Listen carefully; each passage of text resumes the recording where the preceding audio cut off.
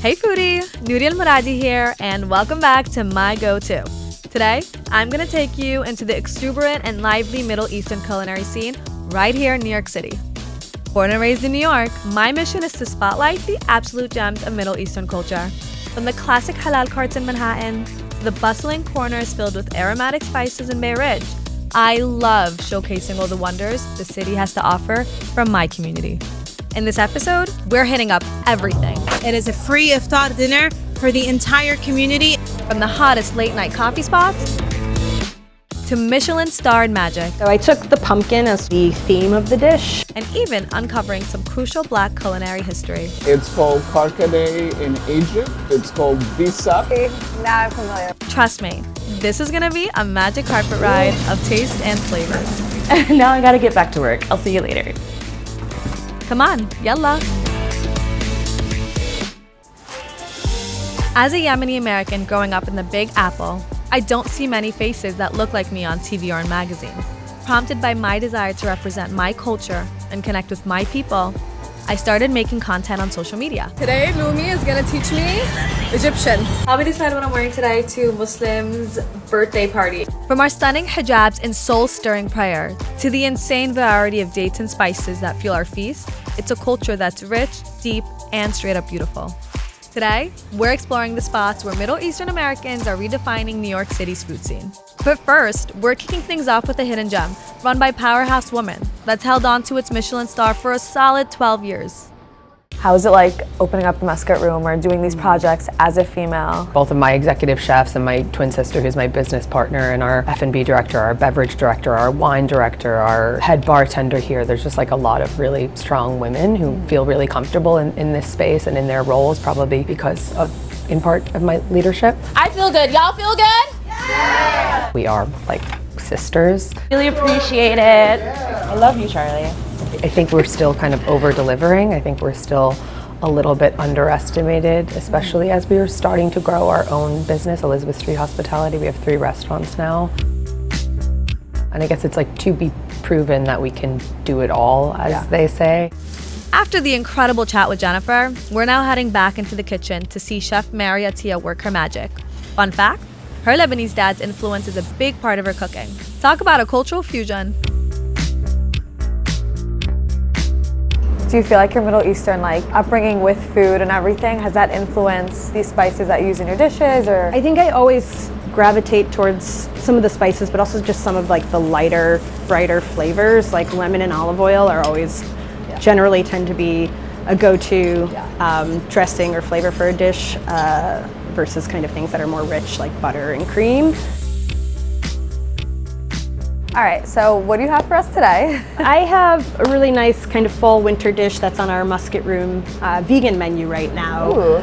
This time of year I love squash, so I have a really nice delicata squash. I sort of drew from those flavors of Mexico when we were down there for this dish. The delicata squash, we do pre-cook it a little bit, we pre-steam it just so that it gets soft and tender, and then we sear it to get that a little bit of caramelization and flavor. So there's a little bit of a pomegranate and cilantro. This is habanero, lime, chili vinaigrette. So we've got a lot of acid, a lot of brightness in this dish to counteract sort of the richness and earthiness of the squash and puree. And then this is pumpkin seed, burnt chili, salsa matcha. Oh wow. I mean, it's beautiful. I'm so excited to try it. Why don't we try it? This is so good. Wow, that delicata squash with pumpkin seed, pomegranate, and cilantro is mind-blowing.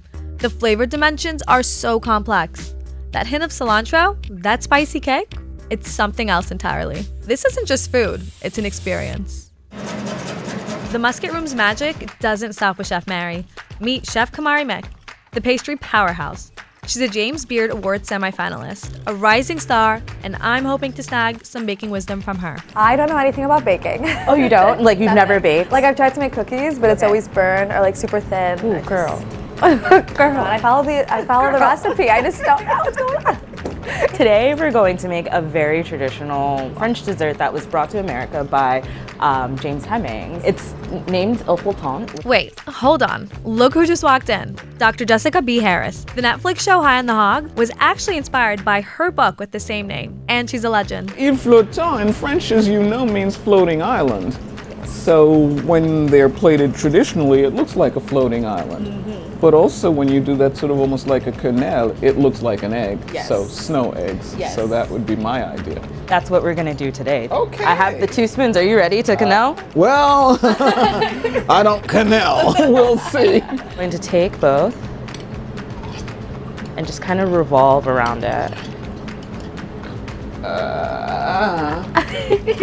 How heavily does your Jamaican background influence your pastry? Pretty heavily, especially I'm finding my own style today as a chef. It's really coming through in the things that I do. James Hemmings was actually the creator of the Il Fulton or snow eggs with traditional anglaise with steamed meringue. So this is a steamed meringue sandwich between 4 semifreddos, finished with a coconut anglaise and a thyme oil with a sorrel chocolate swirl. And that's part of like redefining like what we see food as and seeing and being able to bring like those ethos and those meaningful moments to the food. But that's the interesting thing about your food is the way that you take things that would normally be considered savory with things that sometimes have spun my head around, make them a dessert, you know, so that it's always interesting to see how you can get in there and sort of fiddle with it in a good sense to come up with something that is not just savory but sweet. As a Michelin-starred pastry chef, I always find the need to, you know, bend the traditions and kind of like manipulate them to an idea or a dish. We are all in culinary. Like one thing doesn't belong to savory, one thing doesn't belong to pastry. And I feel like the sooner that we as chefs come to see that blurred line, that we can all become better and greater chefs. One of the things is people are sharing in other kinds of ways. They're sharing not only dishes, but they're sharing culinary cultures. And I think that ability to say, hey, look, you do this. Wow, well, we do that. How does that come together? Or can that come together? Or what happens if we take maybe our ingredient and use your technique? And, you know, there's this whole great debate about appropriation. But appropriation is really more about acknowledgement. So I think that people, as they acknowledge where things are from, who had it, and then look at how it goes back in time, then you get all kinds of interesting things turning up on the plate, like Il Flottant made with sorrel kind of thing. What kind of chocolate is this? This is the sorrel chocolate. So it's the red color because of the sorrel. Oh, so cool. And what makes you excited these days when it comes to the American food scene? Oh, well, just about everything. I mean, I think the expanse of it and the way that things are cross-pollinating. The way that people are taking X and maybe adding Y, or taking Y and saying, well, hey, let's go back and take a look at A, B, and C and see how we can move with that. Something as simple, but as extraordinarily innovative as taking thyme, normally thought of as a savory ingredient, and putting it in a dessert. I mean, that's really mind-bogglingly innovative, but also wonderful. That kind of thing that the younger folks who have probably grown up in this country eating across cultures have come up with. Today, if you live in a metropolitan area, you've probably eaten some variation of the world as well. And so that's how you get that wonderful cross-pollination. As I'm taking each bite, I get like another layer of like flavor. Yeah. I just needed a minute to like process because that was amazing. Like I could taste the coconut, the sorrel, and then the thyme, and it was just so cool because it all hit at like different moments for me. Oh, it's just lovely. I'm not a dessert eater. I'm I not know a you're dessert lover. I'm converting you. You are. You recently held a event for Black History Month at the Musket Room. I did. It was called Follow Your Roots. The idea and the ethos of the event is to highlight everything that is found throughout the diaspora, all the ingredients that are found throughout the diaspora, and how it connects to us, spanning from all the way from Ghana to Jamaica to Guyana to Florida, and even Detroit. Seeing everybody come together and kind of bring like their mini entourage and everybody mingling, getting to know one another and sharing experiences was the most heartwarming part of it. But like when you go to school and you bring your cultural food in and it's good, like, oh, ew, it's nasty, ew, like, you know, like, oh, why does it smell like that, you know? So now I have the platform to be a Michelin-starred chef. I feel like it is my responsibility to, one, not only put myself and my heritage on the plate, but I need to be able to put the future generation on the plate too, and have them identify where, like, if she can do it, I can definitely do it. So what role do you feel like food plays in fostering and creating a community? And if you think about things around the table, peace treaties are signed around tables. When you get to the table, you share, you communicate, you learn manners at a table. You learn how to get along with other people at a table. You learned how and when to get into the conversation, when to sit back and listen, particularly if you were a child at a table with adults. So you learn all of that kind of stuff at a table. And so tables are very important. Tables create community, tables foster community and coming together in some way of people over food. And that's something that is almost sacramental. Food is such a big part of, I think, every culture, no matter where you're from. Like, being Yemeni, I could even say, like, going every summer, there was always such an emphasis that everyone had to sit together during lunch. And not a physical table, but a mat on the floor. And it would, like, span the whole room. And it would just be, like, so much food that could feed 20, 30 people. And it was, like, the time that everyone would sit together. But that's where you met your relatives. Exactly. That's where you communed with your relatives. That's where you formed family, basically, around that large eating space. So, food is the ultimate connector, right? It's also my love language, and I'm about to show you how it bridges cultures. We're heading to Ayat. It was founded by Egyptian-American restaurateur Abdul Al-Anani in 2020, and he actually named it after his wife, Ayat Masood. And I think that's the cutest thing ever. First, you know the drill. We're heading to the kitchen, and Chef Ahmed is gonna show us how to make a traditional Palestinian mansaf. Ahmed is starting with the ayran. So for people who don't know, ayran is a cool yogurt drink. It's very simple. It's yogurt mixed with salt and water. Many people drink it just as a refreshing, cool drink. Sometimes people have it with mint as well. And you could buy that, like, bottled. Literally, you can buy it in a bottle. It's very popular in Turkish restaurants as well. He's putting the plain yogurt, just a full fat yogurt. Now, the reason why we mix all of these different yogurts together is to really create a much creamier, richer texture for our menta sauce. So this we could do at home so far. Yeah, you could. Listen, everything here can be done at home. This is the kishik jamid fermented yogurt. This has already been liquefied. Typically, kishik, it comes in a rock format, and it has to be put into a cheesecloth and then slowly condensed with water over time until it becomes a liquefied version. So this is already a liquefied version. This is fermented. It is very sour and strong to the taste. So I actually never knew that it came in like this rock-like formation. Yeah, kishik it's called. So mensef is a very Bedouin dish. It's actually the staple dish of Jordan. And as you know, many people know, Jordan is mostly desert, and it's known for its Bedouins. Imagine these Bedouins in the middle of the desert, hot desert, herding their sheep. They milk their sheep, they get their milk from the sheep, and they dry it. They take the milk, and then it goes through a fermenting process where they dry it into this very hard powdered rocks. It can last for years. Its shelf life is years. It doesn't need to be refrigerated, although you could refrigerate it. And that's their way of maintaining hearty meals in this hot desert. So now Ahmed's gonna put a mixed mensef spice into the yogurt, and he's gonna blend it all together. When you're eating the mensef sauce, it's already mixed with the lamb broth, and that's essential too, because you gotta taste the lamb. So now Ahmed's gonna take the yogurt and he's gonna pour it into the broth of the lamb that has the lamb inside. And I like smell the lamb all the way to here. And as a Yemeni girl, I'm like, oh. That's so true, because you guys, most of your dishes are lamb-based. So you've been a chef for over 20 years now. What is it like cooking in Ayat versus other restaurants that you've worked in the past? Working in Ayat is easy and not easy. Easy because we work like at home. Not easy because the consistency for the food is very important for us in all the locations.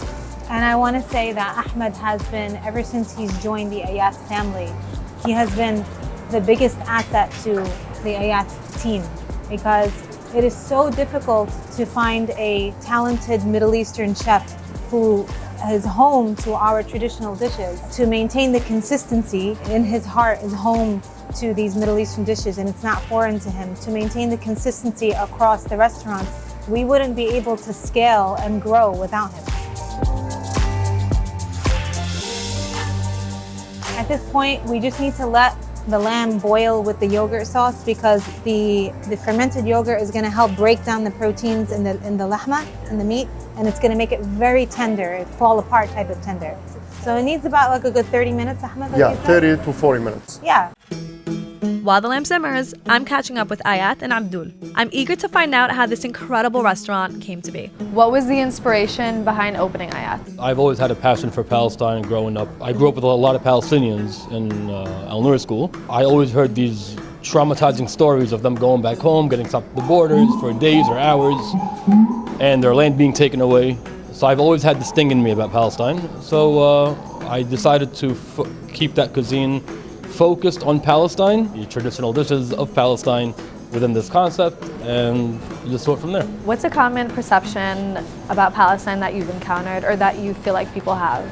There wasn't many branded Palestinian restaurants. There's a lot of like Levantine, Middle Eastern, nothing specifically branded as Palestine. When you say Palestinian cuisine, they would confuse it. Is it Pakistani? And we love all the Pakistani people out there, but just the perception of the confusion between Palestine and Pakistan, it was one of those things that when I heard, I just said to myself that I'm gonna make sure I open up as many of these as possible to spread the message of Palestine through food and culture. With Palestine, there's so much conversations being had, and most of them, if you're not from the region, are negative or from the Middle Eastern region. How do you feel like food can combat that negativity that is out there when it comes to Palestine? Food in general, it's a common language. Taste is a common language. So as long as you're just able to be open-minded to and exploring different types of food, you'll always be connected somehow, somewhere, wherever you go. Palestinians were identified as the Israeli-Palestinian conflict, the people throwing rocks, the tanks, the iconic guy with his hands behind his back. It was all about the tragedy of Palestine and the occupation and the protests, but nothing ever really identified the culture. So the beauty of the culture, the tatriz dresses, the beauty of all of the women gathering to make these very hearty dishes, feeding our large families. Palestinians are known for having a lot of kids. When my husband decided to open up the restaurant, I said, let people know the beauty of our culture through our food, because Arab in general are known for their hospitality. Were people open to trying these like foreign dishes that they've never probably even heard of? Non-Arabs love to be cultured and they love to explore different cuisine. They were flocking towards all the traditional dishes. I think they know what kebabs are. They know the foods that are regional to the Middle East. Even shawarma, hummus, baba ganoush. These things you can find in your average Middle Eastern restaurant. But what was new to the New York-based people was sakhan, mensef, and especially how my husband had mentioned that he branded it Palestinian, so people knew exactly the origin of where it was coming from. When my husband decided to surprise me with the name of the restaurant, and I kind of went in there with my background of growing up since I was 5, loving to cook with my mom. I took all of her traditional recipes that she learned from her mom before her and applied them, so they all had a place in my heart. But my personal favorite is mensef. Even though makluba is the patriotic home dish of Palestine, mensef was my personal favorite. And New York is a melting pot, and we do live here, and you guys just had a baby, you're pregnant, like we're creating community here. And what importance do you feel like opening restaurants like this are to not only us, but like the future generation of like Arabs and people that are interested in our culture? It's a continuing reminder of our culture. One, it's a resilience that no matter how many generations pass and no matter how much people try to suppress who we are still strong enough to take the cultures of our parents and their forefathers into this new society that we're in, and we're able to integrate it into the new society. And it's giving people in the second and third generations, I think, more confidence in their original identity rather than gentrifying too much and losing their identity.